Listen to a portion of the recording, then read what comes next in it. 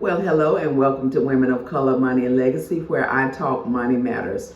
I share strategies to empower us to become financially literate in terms of managing our money wisely, building generational wealth, financial freedom, and creating a lasting legacy. And it is a journey of learning and growing together. And I'd like to give a shout out to all of our new subscribers. So delighted to have you part of this community. So we're just going to jump right into it today. Today, I have some very encouraging news that I want to share with you, and that is that more women than ever are taking a seat at the investing table. Now, for months, I have been urging women on this channel to become investors. Now we actually have proof that women are doing just that. And I'm going to go over some key findings from a Fidelity Investments Women in Investing study that was released in December of 2021. And this survey was conducted by CMI Research. And this was a nationwide survey of American adult men and women. And they were all 21 years or older with a personal income of $50,000 or over and actively contributing to a workplace 401k or 403b retirement plan.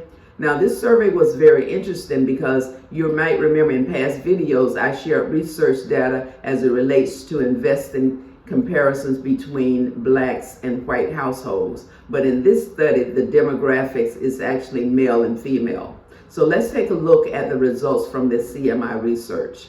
Analysis number one is that women investors have outperformed men. You heard that right. Of more than 5 million Fidelity customers over the last 10 years, on average, women outperformed their male counterparts by 40 basis points, or 0.4%. And 1 in 5 women invested in new asset classes for the first time in this past year.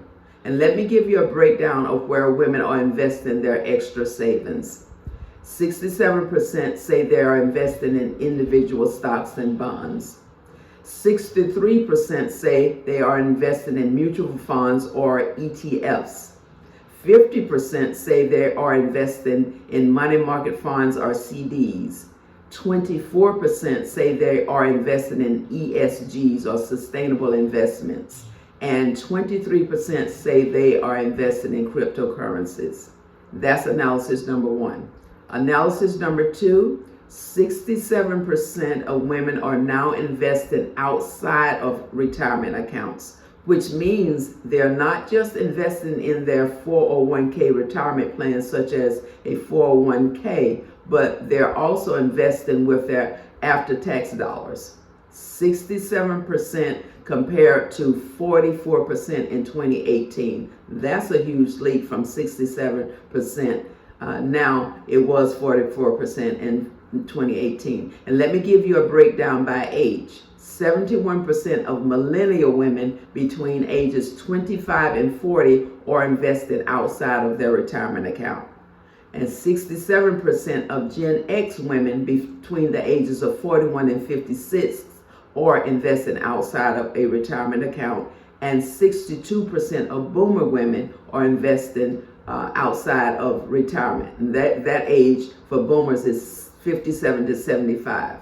Now, 50% of women say that they are more interested in investing since the pandemic.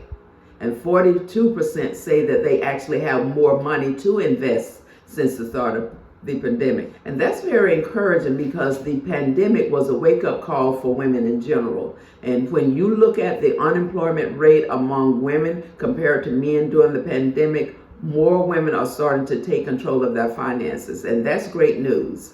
Now, analysis number three is women increase the amount saved outside of retirement accounts and emergency funds.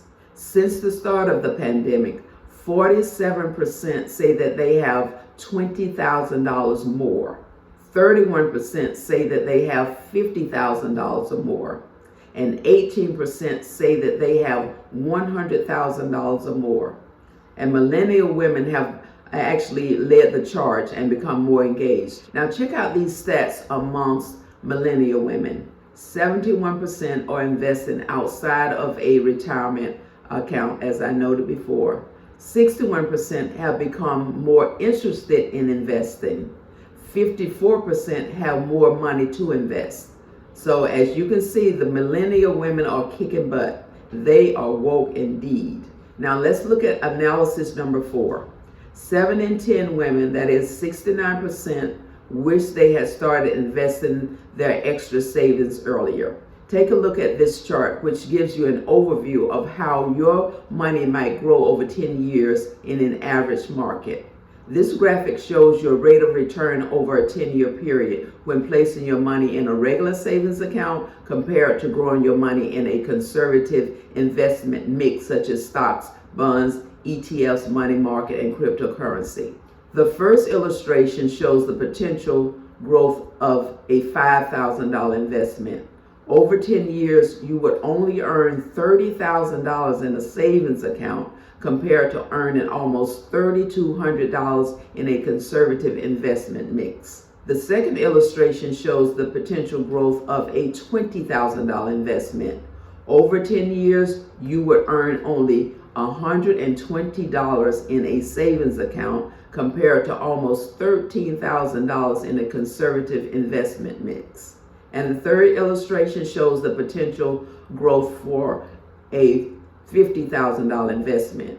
Over 10 years, you would earn only $301 in a savings account compared to close to $32,000 in a conservative investment mix. And the fourth and last illustration shows the potential growth of a $100,000 investment. Over 10 years, you would only earn $602 in a savings account compared to almost $64,000 in a conservative investment mix. And these are 64% returns in a conservative investment mix. And I don't even have to ask you which one would you prefer. That's obvious. You're not going to build wealth putting your money in a savings account. I can't stress that enough. You have got to invest your money in high yielding securities. Analysis number 5. Now, while all of this data is encouraging, only 1/3 of women see themselves as investors. And I think it would be safe to say that these are primarily millennials. The data found that women are confident when it comes to managing their day-to-day finances, such as balancing a checkbook, managing the household budget, or a large purchase, but they're less confident when it comes to selecting investments that align with their goals or investing in short-term, medium-term, or long-term retirement planning. But they did express that they are interested in learning the mechanics of investing, including selecting different investments, evaluating and managing their existing investments, and learning more about cryptocurrencies. So there are opportunities for growth. So as you can see, this survey provides some proof that women have what it takes to be confident investors. Women are getting more comfortable with investing on their own outside of retirement accounts. And women, I want you to take this to heart. You are more than capable. It is never too late to get started. And I want to give you 5 tips to help boost your investing confidence. Tip number 1, invest consistently. Don't tinker when it comes to investing. Make it a priority. Take a look at your after-tax income from each paycheck and come up with a specific amount that you're going to commit to investing. And if you're going to invest consistently, don't invest money that you need to pay your bills. Don't do that. But invest money that you have extra. And if you need to create extra income, then create extra income. Get a side hustle to help increase the amount that you invest, because you need to be a consistent investor. Now, feel free to go back and watch my video where I talk about side hustles and provide a list of viable side hustles for you to consider. And you can find that video in my Money and Legacy playlist. And for long-term investing, I urge you to invest in the $5 a day challenge. It's an investment plan for building generational wealth. And tip number 2 is diversify your investment portfolio. If you're investing in your company's retirement plan, then more than likely the bulk of your assets are invested in diversified low-cost index mutual funds or ETFs, and that's good. If you invest in outside of your workplace accounts, you also want to diversify by including stocks, ETFs, and cryptocurrency. And now, I don't invest in low-yielding securities such as bonds, mutual funds, and gold. In fact, I don't even talk about that here on my channel. But those are options if you want to be ultra conservative. Tip number 3, do your research. On this channel, I do research before I recommend specific stocks on this channel. But I always want to remind you that I am not your financial advisor, and I encourage you to do your own due diligence when selecting stock picks. And I've even laid out the criteria you should use to evaluate companies that you might be interested in. And just because you like a certain company doesn't mean you should invest in that company. Do your homework first. Now, in another video, I share 4 things you want to take into consideration when doing your research. The first one was the PE ratio, price earnings ratio, the volume, the market capitalization, and the stock rankings. And you can go back and watch my video entitled Opportunities of a Lifetime, where I explain each of these criteria in detail. And you can find that video in my Money and Legacy playlist. And tip number 4 is invest to succeed. And what I mean by that is don't be an emotional investor. Assess when to buy, hold, and sell. If the prospect of a particular investment doesn't look good, decide what strategy would be best to increase your gains, reduce your losses, or to break even. Now, I like to do a regular evaluation of my stock and crypto portfolio to determine the best earning potential in the shortest amount of time. If the stock has been beaten down considerably below my purchase price and I don't have reason to believe that it's going to rebound anytime soon, I might decide to take a small loss or let it break even and then sell it and invest in something with a better outlook. You definitely want to be strategic when it comes to investing. Don't just set it and forget it. Do a regular evaluation of your portfolio. You want winners. And tip number 5, be mindful of the tax implications. If you sell an investment for more than you purchase it, your profit will be taxed as a capital gain. If you sell an investment for less than you purchase it, you will be eligible to take a capital loss on your tax return. And it's good to know that if you sell a stock or ETF at a loss, you can use your capital loss to offset any capital gains tax you might owe on profitable stocks that you sold in the same year.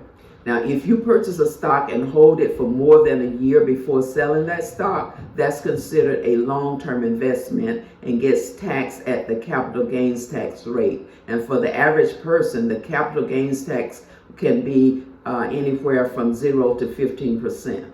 And at the beginning of a new tax year in January or February, the brokerage company is going to generate a tax statement for you that you can either download or have mailed to you. Now, your tax statement also gets sent to the IRS, so make sure you report your capital gains and losses when you file your tax returns.